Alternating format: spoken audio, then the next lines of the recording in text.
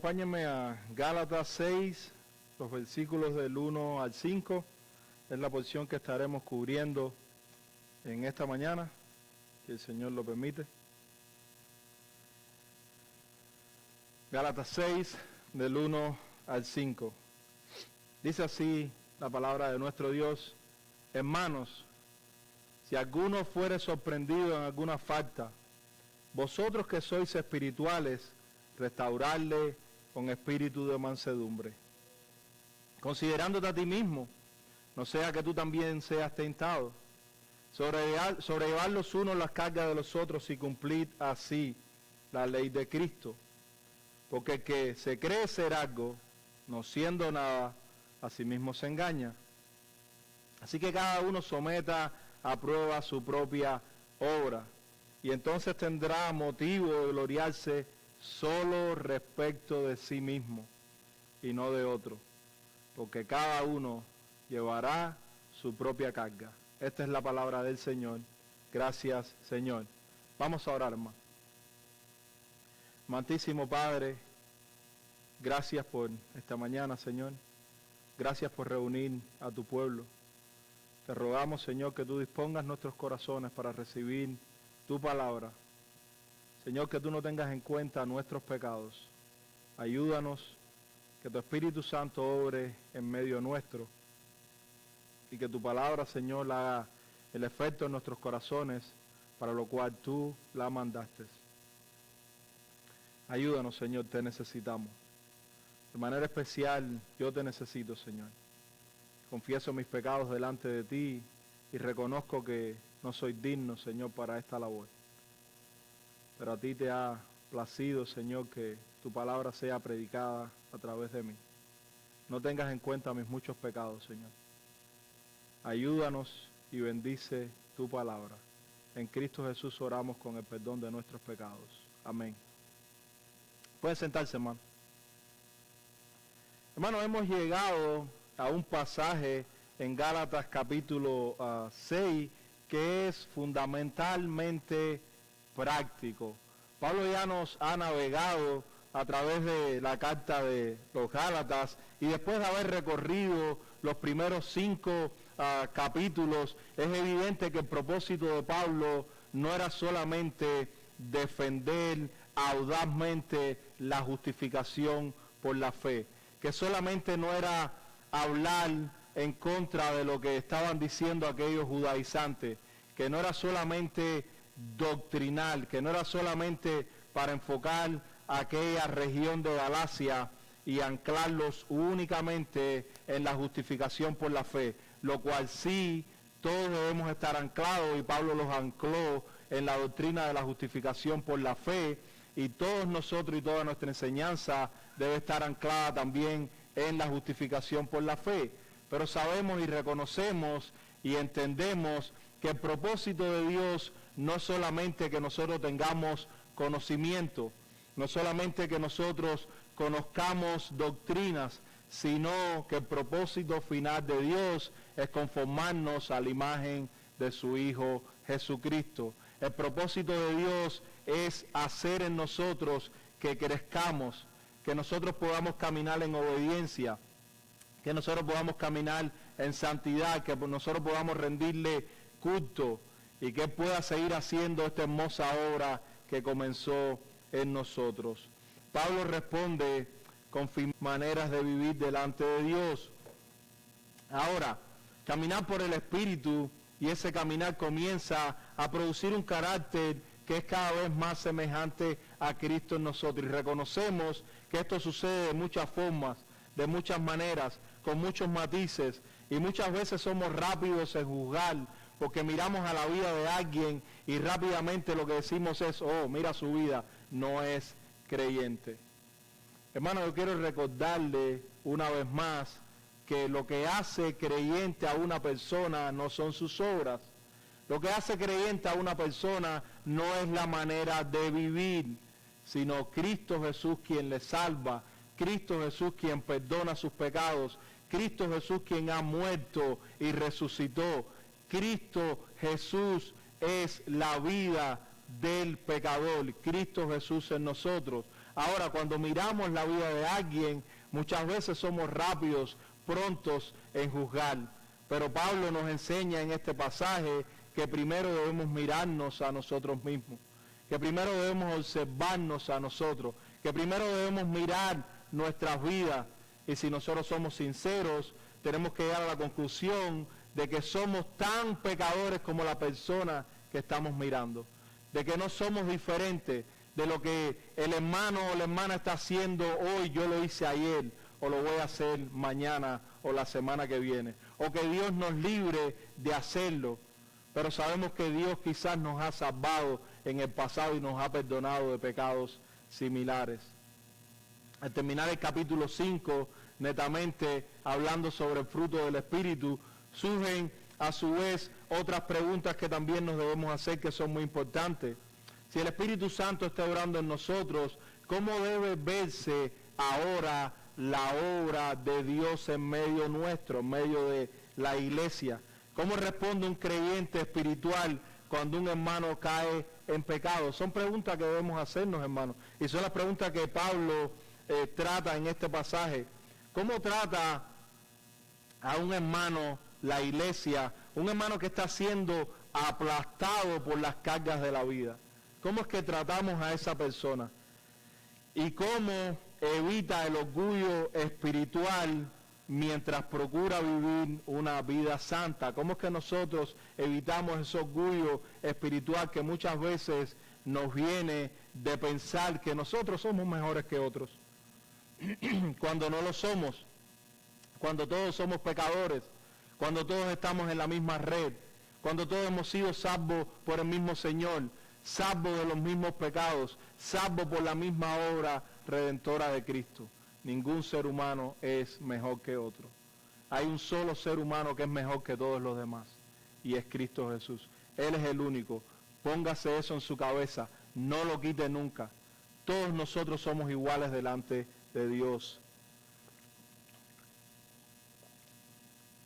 Ahora, es importante notar que Pablo aquí no cambia el tema. Pablo sigue expandiendo lo que trajo en el capítulo 5 acerca de el fruto del Espíritu.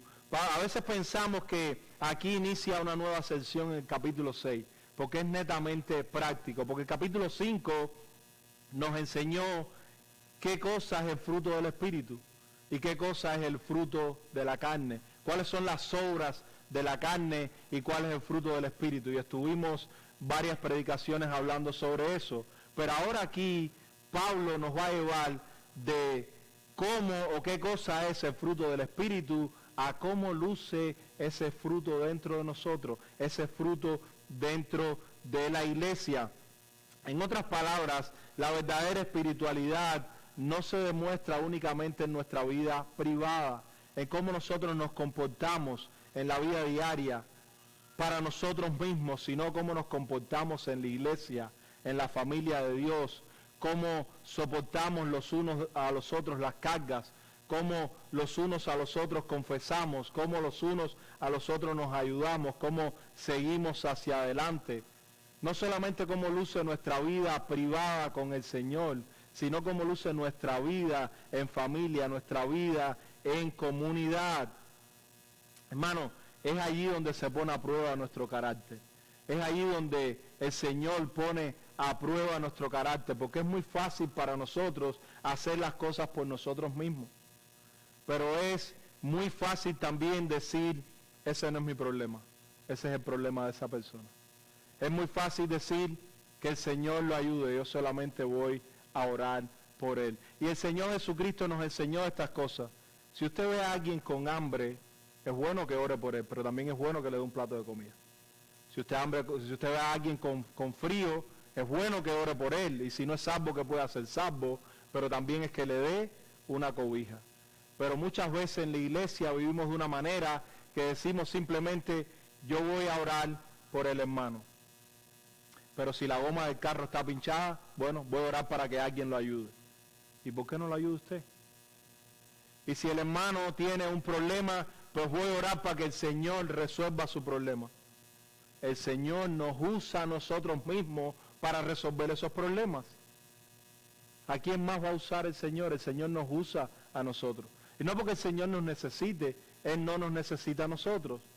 Pero Él nos usa como instrumento para que nos ayudemos los unos a los otros, para que crezcamos los unos a los otros juntos y para que reconozcamos que esa es su obra en medio de su pueblo. Es ahí, hermanos, donde la paciencia que estudiamos, la mansedumbre, la bondad, el dominio propio, dejan de ser solamente meros conceptos y se convierten en acciones concretas en medio del pueblo de Dios. Es muy fácil decir, sí, yo soy paciente, pero cuando tienes que ser paciente no lo ejercitas. Es muy fácil decir, sí, yo tengo dominio propio, pero cuando llegue el momento no tienes dominio propio. Hermano, yo quiero que recuerden algo. Yo estoy ahí sentado con ustedes. Yo no estoy acá. Yo estoy ahí sentado con ustedes porque todo lo que el apóstol Pablo dice también me lo está diciendo a mí. El hecho de que el Señor me esté usando a mí para decírselo a ustedes, yo les tengo que decir que también el Señor me lo está diciendo a mí. Yo no soy diferente. Los pastores de la iglesia no son diferentes. Ningún líder es diferente. Todos cometemos pecados, todos caemos, todos necesitamos de amor, de paciencia, de longanimidad. Todos necesitamos de esas cosas, los unos a los otros. Todos somos así. Podríamos decir que en Gálatas capítulo 5, Dios a través de Pablo describe el carácter del creyente, describe cómo luce ese carácter, mientras ahora en Gálatas capítulo 6 describe la conducta, cómo el creyente se manifiesta en medio de la iglesia, en medio de su pueblo, en medio del pueblo de Dios. Y esta transición es sumamente importante, porque nos recuerda que el Evangelio nunca produce cristianos aislados. Sí, puede ser que haya un cristiano que viva en un lugar remoto y ese cristiano no tenga una iglesia donde ir. Pero no hay tal cosa como cristianos que caminen solo por la vida.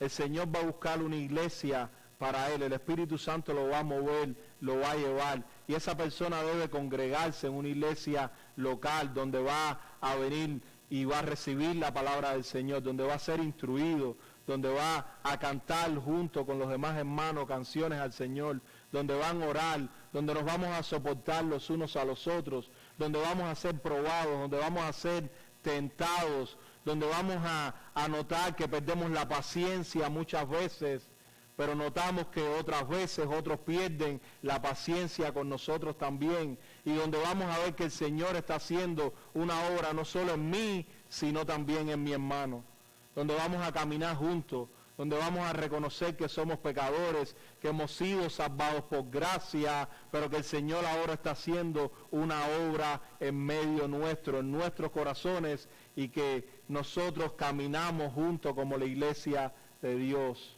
Si usted se fija en la Biblia, siempre es la iglesia de Corintios, las iglesias de Galacia, la iglesia en Éfeso. Nunca dice cristiano fulano de tal, sino que siempre la palabra de Dios se refiere al pueblo de Dios, a iglesias locales en diferentes lugares que predican a Cristo y a este crucificado. Con esto en mente, podemos entender mucho mejor cuál era la intención del apóstol Pablo. Y Pablo nos va a mostrar cómo luce esta iglesia realmente, cómo se mueve esta iglesia, una iglesia que muchas veces ríe, pero que otras veces también sufre. Y en este pasaje vemos tres características fundamentales que podemos ver en medio de la iglesia. Primeramente, cómo restaurar al hermano que ha caído. Segundo, cómo llevar las cargas de los hermanos. Y tercero, cómo examinamos nuestros propios corazones delante de Dios. Un poco adelantado ya, pero el título que le he puesto a este mensaje es Restaurados para restaurar. Y la idea principal que quiero que tengamos en mente y que llevemos a nuestra casa es: la iglesia que refleja el carácter de Cristo restaura al caído, lleva las cargas de sus hermanos y vive en humilde dependencia del Señor. El primer punto que estaremos viendo es restaurando al hermano. El segundo, llevando la carga de otros. Y el último y no menos importante, examinando nuestros corazones. Pablo dice en el primer versículo, hermanos, si alguno fuere sorprendido en alguna falta, vosotros que sois espirituales, restaurarle con espíritu de mansedumbre, considerándote a ti mismo, no sea que tú también seas tentado. Este versículo es una de las descripciones más hermosas que nosotros podemos ver en este capítulo. Miren cómo Pablo comienza diciendo hermanos. No se está refiriendo a alguien que es parte de una organización, a alguien que es parte de algo donde los hombres se reúnen a hablar de ciertas cosas, sino que Pablo está diciendo hermanos. Pablo se está refiriendo a ellos como hermanos, a estos mismos a los cuales él los había criticado, a estos mismos a los cuales él les había dicho que aquello que predicaran el evangelio, que no fuera el verdadero evangelio, fuera anatema. Aquellos que les tuvo que recordar que la justificación es solo por la fe, que los judaizantes estaban equivocados. Aquel mismo que había dicho en el capítulo 2 que había reprendido a Pedro porque era de reprender. Ahora viene y les dice, hermanos, porque todos nosotros somos hermanos, porque todos nosotros hemos sido salvados por Cristo Jesús. Y Pablo ahora, después de explicar en el capítulo 5 el fruto del Espíritu, viene y le dice, hermanos, si alguno fuere sorprendido en alguna falta. Vea aquí usted, hermano, que Pablo no está diciendo, debemos hacer una cacería de bruja, como dirían muchos, para ver qué pecado está cometiendo tal hermano. Y vamos a vigilar a aquel hermano para ver qué pecado está haciendo. Y vamos a ver su vida, vamos a indagar, vamos a buscar, vamos a preguntarle a otro, vamos a preguntar en su trabajo, vamos a preguntar en su familia, vamos a preguntarle a sus familiares, a sus conocidos sobre esa persona. Pablo no está diciendo eso. Ese no es nuestro trabajo. Pablo dice, si alguno fuere sorprendido en alguna falta, es decir, si alguno estuviere cometiendo algún pecado y usted lo ve, es evidente, dice, vosotros que sois espirituales, restaurarles con espíritu de mansedumbre. No dice, ve y peleale. Hermanos, el fin de toda discusión nuestra, el fin de toda conversación, el fin de la conversación acerca de un pecado, no es hacerlo sentir mal, sino restaurarlo. Es lo mismo que pasa con la disciplina de la iglesia. El fin de toda disciplina es que usted pueda llegar al arrepentimiento, que usted pueda reconocer sus pecados, que usted pueda venir a cuenta con el Señor y que usted pueda decir, sí, pequé, merezco castigo, merezco el infierno. Gracias, Señor, porque me salvaste. Confieso mis pecados delante de mí y que usted pueda ser una vez renovado y restaurado en el Señor. No hay otro fin para la disciplina.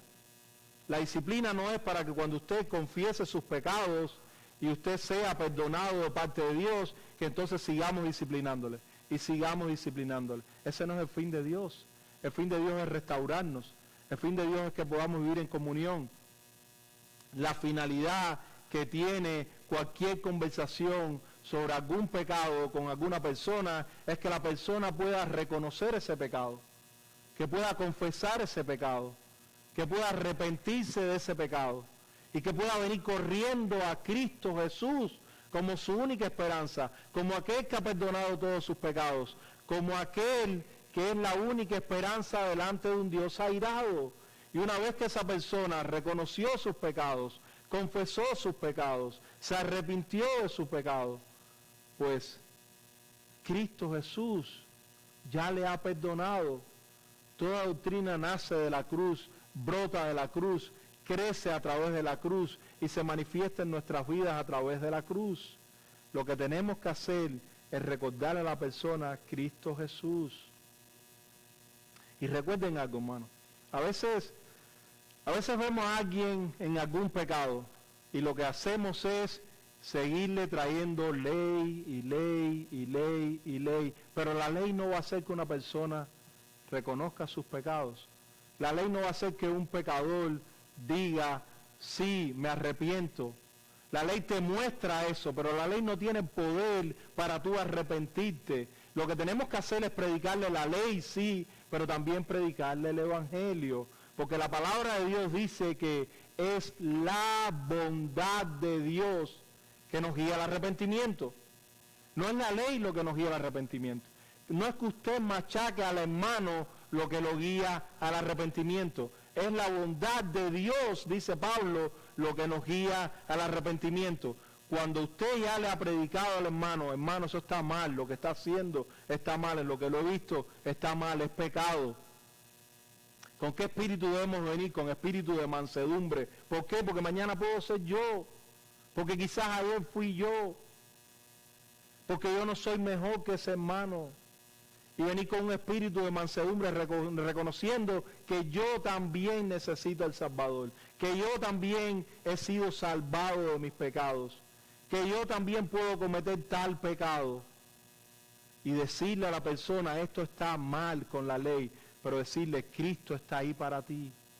Cristo está ahí para restaurarte. Y es esa bondad de Dios en la cruz lo que nos lleva a nosotros al arrepentimiento. Lo que nos lleva a nosotros a poder seguir afincados en Cristo Jesús. La ley no tiene el poder de salvar a nadie. La ley no tiene el poder de cambiar a nadie. La ley no cambia a nadie. Es Cristo Jesús quien nos cambia por medio de su evangelio.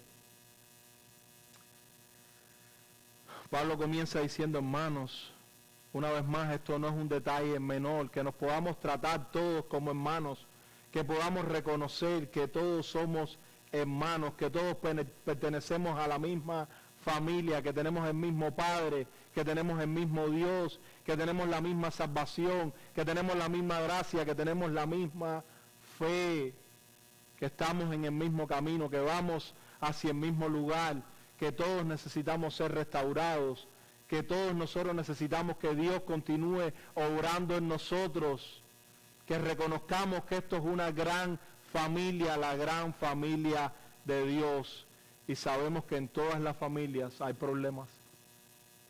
La iglesia no está lejos de ello. A propósito, por eso fue que Cristo murió, porque todos nosotros somos pecadores. Cristo murió porque todos nosotros somos pecadores. Murió por causa de nuestros pecados, pero recuerden que Él murió por nosotros, murió por esta familia, murió por su iglesia, murió para salvarnos, murió para restaurarnos, murió para conformarnos a la imagen de Él, no para dejarnos como nos encontró. Y no vamos a ser perfectos en esta vida, pero caminamos hacia adelante en el Señor por fe, y el Señor nos continúa restaurando día a día, y un día vamos a ser glorificados cuando Él regrese, pero no es en esta vida. Si alguno fuera sorprendido en alguna falta, la expresión sorprendido no transmite la idea, no transmite la idea de un pecado cuidadosamente planeado, o de una vida caracterizada por la rebeldía persistente. La idea es de alguien que ha sido atrapado, que ha sido vencido, que ha sido alcanzado.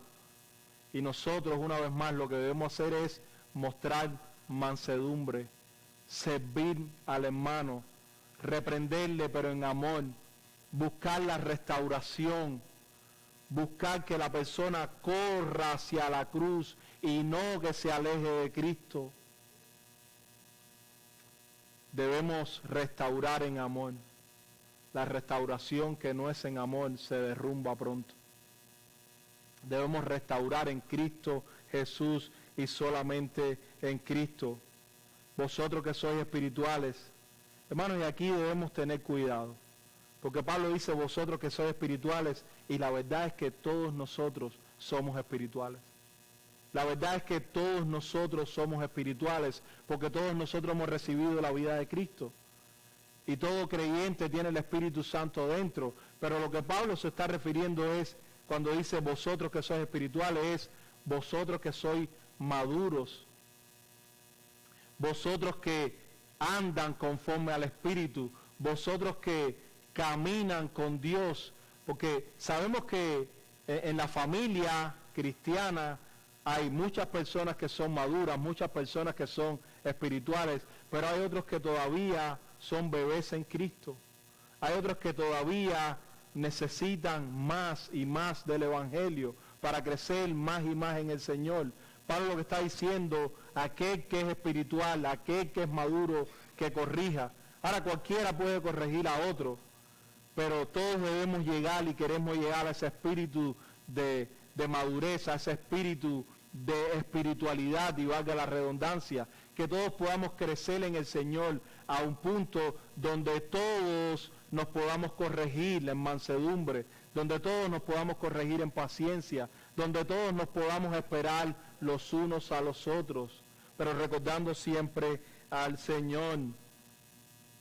Pablo dice en Romanos 15, versículo 14, pero estoy seguro de vosotros, hermanos míos, de que vosotros mismos estáis llenos de bondad, llenos de todo conocimiento, de tal manera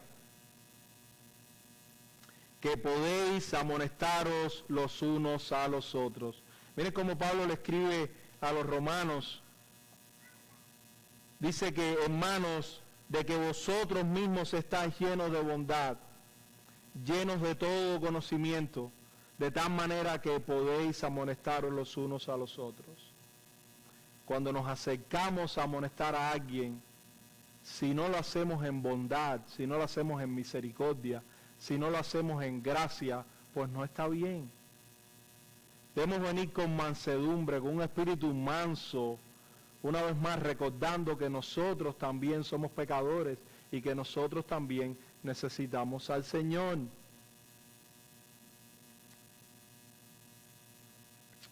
Pero Pablo añade también algo que es fundamental. Pablo sigue diciendo que lo hagamos con este espíritu de mansedumbre. ¿Y por qué con este espíritu de mansedumbre? Y aunque ya hemos hablado sobre eso, quiero expandir un poquitico más. Porque muchas veces, hermanos, estamos llenos de conocimiento. Y conocemos las doctrinas correctas. Y conocemos las doctrinas del Evangelio. Y conocemos las 5 solas de la Reforma. Y conocemos los 5 puntos del calvinismo. Y conocemos de todo lo que la palabra nos enseña. Muchas veces leemos la Biblia todos los días. Pero cuando venimos a acercarnos a alguien, no lo hacemos con un corazón manso. Cuando venimos a hablar con alguien, no lo hacemos en un espíritu de mansedumbre y tenemos orgullo, y el orgullo crece dentro de nosotros. Y por eso es que dijimos anteriormente, en otros momentos, principio de Gálatas, que ese orgullo nos puede aplastar, que ese orgullo muchas veces lo que hace es que nos destruye, porque el orgullo cuando se levanta lo que hace es decir, yo no necesito el Señor, ya yo soy mejor que tú. Cuando nos levantamos de orgullo decimos, somos mejor que el hermano, somos mejor que el vecino, somos mejor que el que trabaja conmigo, somos mejor que el que está en la calle. Pero la verdad es que ninguno somos mejores. La verdad es que una vez más les repito que el único que es mejor es Cristo. Nosotros no somos mejores que nadie. El Señor Jesucristo dijo en Mateos 11:29, aprended de mí que soy manso y humilde de corazón. Usted recuerda cuando Pedro mismo negó al Señor 3 veces. Pero este mismo Pedro había dicho que él iba a poner su vida por Cristo. Y después cuando llegó un momento, Pedro, ¿qué hizo? Negó al Señor. Y el Señor entonces después, ¿qué hizo? ¿Se alejó de él? No, el Señor lo restauró. El Señor lo atrajo hacia él. Y el Señor le dijo, Pedro, me amas, Pedro, me amas, Pedro, me amas. Si me amas, apacienta a mis ovejas. El Señor no nos aleja de él. El Señor nos atrae hacia él con su gracia, con su amor, con su misericordia, con su bondad, con su benignidad. Una vez más, esa bondad es la que hace que nosotros podamos mirar al Señor. Esa bondad es la que hace que nosotros podamos crecer en el Señor. Finalmente Pablo dice, considerándote a ti mismo, no sea que tú también seas tentado. Y es aquí de lo que hemos hablado, porque nosotros somos tan pecadores como aquel hermano al que nosotros sorprendimos en pecado. Y mañana podemos ser nosotros los sorprendidos. Por eso es que Pablo dice, considerándote a ti mismo, no seas que tú también seas tentado. Considérate a ti mismo como ese pecador. Considérate a ti mismo como esa persona que puede caer también, porque todos nosotros podemos caer en pecado, porque todos nosotros podemos estar ahí, porque todos nosotros hemos estado ahí. ¿Quién puede decir entre nosotros que no ha tenido pecado? El único que lo puede decir entre nosotros es Cristo Jesús, el Espíritu Santo, el Padre, el Dios Trino, que no tiene pecado, que nunca ha cometido pecado y que nunca va a cometer pecado. Pero todos nosotros hemos estado ahí. Debemos considerarnos a nosotros mismos para que nosotros no seamos tentados. Pablo diría también en 1 Corintios 10:12, así que el que piensa estar firme, mira que no caiga. Que mire que no caiga, aquel que se cree que esté firme, que mire que no caiga, porque hermanos, nuestra firmeza no es buscada en nosotros mismos. Nuestra firmeza no es buscada en nuestras propias obras. Nuestra firmeza no es buscada en lo que nosotros hacemos. Nuestra firmeza es alcanzada y anclada solamente en Cristo Jesús. Nuestra firmeza está anclada en la cruz. No hay otro lugar firme. Solamente la cruz sangrienta es nuestro lugar firme. Nuestro torreón fuerte. Nuestro castillo fuerte. Donde podemos refugiarnos y donde nos refugiamos. No hay otro lugar seguro. El único lugar seguro para nosotros, el único lugar seguro para el pecador es la cruz. Fuera de la cruz no estamos a salvo. Fuera de la cruz no hay lugar seguro. Fuera de la cruz la ira de Dios te está buscando. La justicia de Dios persigue. Solamente en la cruz la justicia fue consumada. Solamente en la cruz nuestros pecados fueron perdonados. Allí es donde nos refugiamos, allí es donde nos paramos, allí es donde descansamos. Ese es nuestro lugar seguro. Hermanos, ¿por qué debemos restaurar al hermano? Una pregunta que se levanta. Y Pablo dice que lo restauremos, porque eso fue lo que Cristo hizo con nosotros. Pablo dice que restauremos porque Cristo primero nos restauró a nosotros. Pablo puede decir que restauremos al hermano que sea sorprendido en pecado, porque Cristo no fue sorprendido por nuestros pecados. Él conocía todos nuestros pecados y a pesar de eso, antes de la fundación del mundo, nos escogió en Él y nos salvó de nuestros pecados. Cuando nosotros sorprendemos a alguien en pecado, Pablo nos dice, corríjanle en mansedumbre. Y nosotros no sabíamos que la persona estaba pecando hasta que fue sorprendido. Pero Cristo conocía toda nuestra vida, conocía todos nuestros pecados, conocía todas nuestras transgresiones y nos salvó a pesar de nuestros pecados. Cristo nos ha restaurado.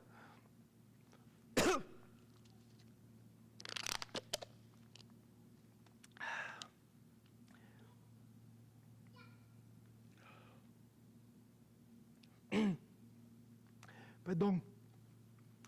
Cristo nos ha restaurado y así nosotros ahora restauramos a otros.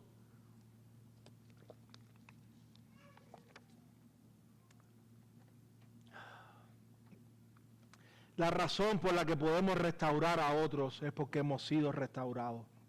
Cuando nosotros miramos a la cruz y vemos la restauración que Cristo ha hecho en nosotros, cuando nosotros miramos que nos ha dado un corazón nuevo, cuando nosotros miramos que nuestros pecados han sido perdonados, entonces nos podemos voltear a perdonar a otros, nos podemos voltear a ayudar al hermano, nos podemos voltear en mansedumbre, poder restaurarlo en el amor del Señor. Ahora, nosotros no estábamos simplemente débiles, estábamos muertos en delitos y pecados. Éramos enemigos de Dios, no podíamos levantarnos por nuestras propias fuerzas. Y el Señor no solo extendió su mano, sino que nos sacó de la muerte. y nos sigue llevando a través de toda la vida y nos seguirá llevando hasta la gloria.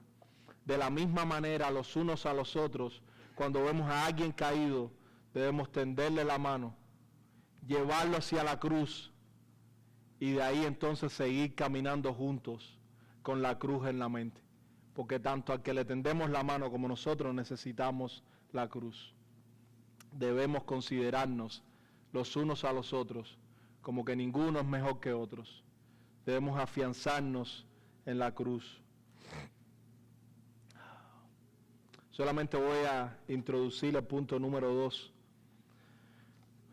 porque no pienso que pueda avanzar mucho más. Llevando la carga los unos de los otros. Pablo dice en el versículo 2, llevar los unos las cargas de los otros y cumplir así la ley de Cristo. Después de habernos hablado de restaurar al hermano, de restaurar al caído, Pablo entonces ahora amplía el principio por el cual ahora nosotros vivimos como iglesia. El Evangelio no solo nos llama a ayudar al creyente que ha sido sorprendido en pecado, sino el Evangelio también nos llama a soportar las cargas los unos de los otros.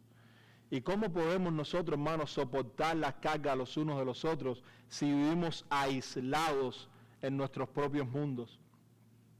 Aislados en nuestros propios territorios, aislados en nuestras propias casas, levantando los muros y las paredes cada vez más altos para no tener comunicación con los demás.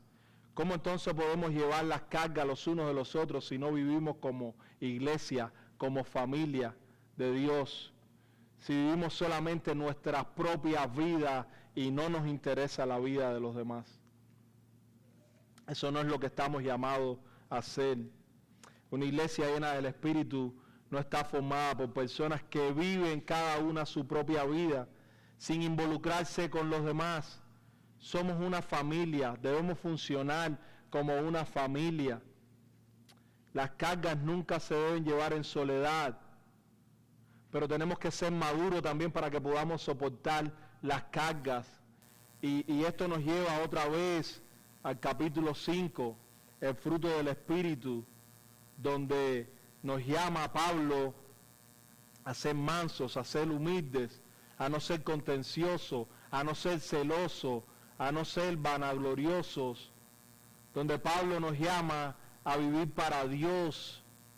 Pero si nosotros en medio de esta familia vivimos en contienda, vivimos con celos, vivimos en envidia, pues no vamos a avanzar, pues no vamos a poder llevar las cargas los unos de los otros. Tenemos que venir constantemente a la cruz y reconocer nuestras envidias, reconocer nuestras contenciones, reconocer nuestros celos, nuestras contiendas, del capítulo 5, del fruto del Espíritu, de las obras de la carne, en oposición al fruto del Espíritu. Y en mansedumbre nosotros podemos venir entonces y ayudarnos los unos a los otros. Porque hermanos, ¿por qué es que debemos llevar las cargas los unos de los otros? Recuerdan que acabo de decir por qué debemos restaurar al hermano. Porque Cristo nos ha restaurado. ¿Y por qué es que entonces nosotros debemos soportar la carga los unos de los otros? Porque Cristo soportó nuestra carga. Y porque Cristo nos sigue soportando cada día. Hermanos, nosotros somos creyentes, sí. Nosotros tenemos el Espíritu Santo, sí. Nosotros tenemos un nuevo corazón, somos una nueva criatura. Pero yo quiero recordarte que seguimos siendo pecadores y el pecado es odioso delante de Dios. Y el pecado es odioso delante de tu hermano. Pero aún así Cristo sigue soportándonos. Porque nosotros somos pecadores y aún así Cristo ha puesto su Espíritu en nosotros. Y de la misma manera que Cristo soportó aquella cruz, nosotros debemos soportarnos los unos a los otros. De la misma manera en que Cristo nos ha amado, nosotros debemos amarnos los unos a los otros. Con el poco tiempo que me queda, quiero recordarles que con esto todos fallamos. No hay nadie aquí, comenzando por mí, que no falle en eso. Todos fallamos, pero una vez más no nos quedemos ahí. que podamos venir a cuenta delante del Señor y decirle, Señor, he fallado hasta hoy, ayúdame a no fallar más en esto. Y mañana, hermanos, cuando vamos a fallar, ¿qué volvemos a decir? Lo mismo, porque somos pecadores, porque vamos a seguir fallando, pero que podamos crecer en el Señor y que podamos reconocer nuestros pecados y que podamos querer vivir en obediencia y santidad a Dios, restaurando al hermano, soportando la carga del hermano, que podamos vernos como una familia defectuosa, porque tenemos defectos, pero somos una familia, que podamos amarnos,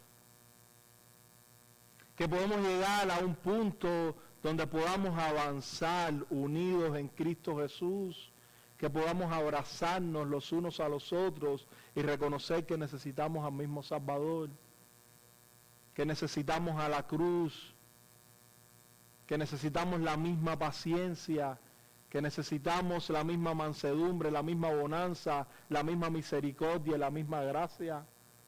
Gracia para restaurar, gracia para soportarnos unos a otros. Y cuando Pablo habla aquí de carga, esto se refiere a una carga pesada que no puede y no debe ser llevada sola. No podemos y no debemos llevar la carga solos. Y luce una contradicción más adelante, Pablo va a decir al final del versículo 5 que cada uno llevará su propia carga, pero está hablando de cosas diferentes y lo vamos a explicar el domingo que viene si el Señor lo permite. Pero que nosotros todos podamos ayudarnos para que la carga sea menos pesada. La carga siempre va a ser pesada. Toda carga es pesada. Pero si nos ayudamos los unos a los otros, la carga es menos pesada. Pablo se refiere a esa carga en medio nuestro, esa carga en la iglesia que no debería ser llevada por uno solo, que debería ser llevada y cargada como familia, porque Cristo ya lo hizo por nosotros. Porque Cristo llevó la carga por nosotros, ahora nosotros reflejando el carácter de Cristo, llevamos las cargas los unos de los otros. ¿Y qué hacemos? ¿Lloramos con los que lloran? ¿Nos reímos con los que se ríen? ¿Nos dolemos con los que se duelen? ¿Nos alegramos con los que se alegran? ¿Ayudamos a aquel que está necesitado? ¿Me ayudan a mí cuando yo estoy necesitado? ¿Reconocemos el pecado del hermano, pero también reconozco el mío? Confronto al hermano cuando esté en su pecado, pero dejo que me confronten a mí cuando también estoy en pecado. Y así crecemos juntos, sin que el orgullo esté en medio, porque si nos consideramos nosotros mismos como si nosotros también fuéramos ese pecador, pues entonces podríamos caminar mejor. Porque recuerden que cuando yo reprendo, yo no soy mejor. Que cuando yo ayudo al hermano a ser restaurado en Cristo Jesús, yo no soy mejor. Mañana necesito yo restauración. Mañana necesito yo reprensión. Todos estamos juntos en este barco. Todos estamos juntos en esta familia. Todos somos una familia. Pablo nos llama hermanos. Hermanos significa que somos hermanos de Cristo. Hermanos significa que somos hijos de Dios Altísimo. Hermano significa que nos sentamos a la mesa como nos sentamos en la cena del Señor. Y cuando venimos tenemos memoria de lo que el Señor ha hecho por nosotros. Y reconocemos que restauramos porque hemos sido restaurados primero. Y reconocemos que llevamos las cargas de los unos de los otros porque Cristo primero llevó nuestra carga. A propósito, no tenía que llevar ninguna carga porque Él no es un pecador. Él llevó nuestras cargas y ahora nosotros, en reflejo de lo que Cristo ha hecho por nosotros, llevamos las cargas los unos de los otros. Vamos a orar y el domingo que viene seguimos con el resto del pasaje.